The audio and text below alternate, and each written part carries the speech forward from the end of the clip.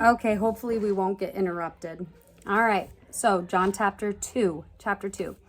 On the third day, there was a wedding at Cana of Galilee, and the mother of Jesus was there, and both Jesus and his disciples were invited to the wedding. When the wine was all gone, the mother of Jesus said to him, "They have no more wine." Jesus said, "Dear woman, what is that to you and to me? My time to act and to be revealed has not yet come." His mother said to the servants, "Whatever he says to you, do it."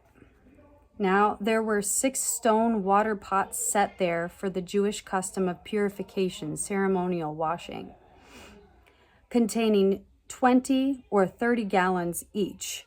Jesus said to the servants, "Fill the water pots with water." So they filled them up to the brim. Then he said to them, "Draw some out now and take it to the head waiter of the banquet." So they took it to him. And then the head waiter tasted the water, which had turned into wine, not knowing where it had come from, though the servants who had drawn the water knew.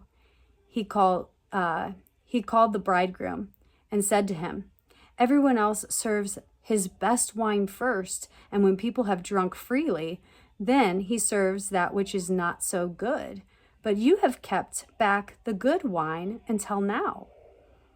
This, the first of his signs, attesting miracles, Jesus did in Cana of Galilee and revealed his glory, displaying his deity and his great power openly, and his disciples believed confidently in him as the Messiah. They adhered to, trusted in, and relied on him. After this, he went down to Capernaum, he and his mother and his brothers and his disciples, and they stayed there for a few days. Now the Passover of the Jews was approaching, so Jesus went up to Jerusalem.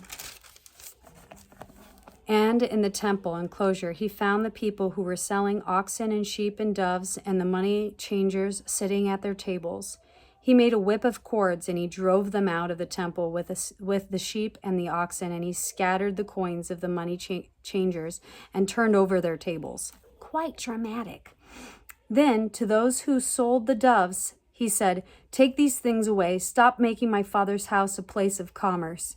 His disciples remembered it is written in the scriptures, "Zeal, love, concern for your house and its honor will consume me."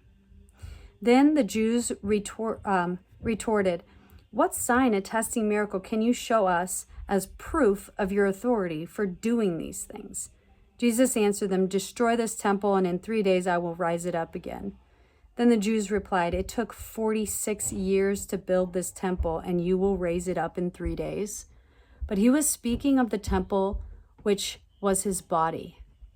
So when he had risen from the dead, his disciples remembered that he had said what he had said, and they believed and trusted and relied on the scripture and the words of Jesus that he had spoken.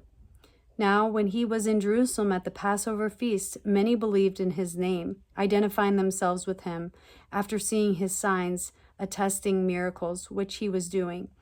But Jesus, for his part, did not entrust himself to them, because he knew all people and understood the superficiality and fickleness of human nature.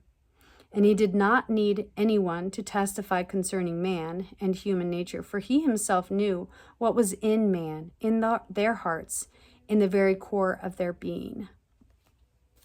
I think it's really interesting that one of his first miracles was to turn water into wine. And wine is very important for it's like as his blood.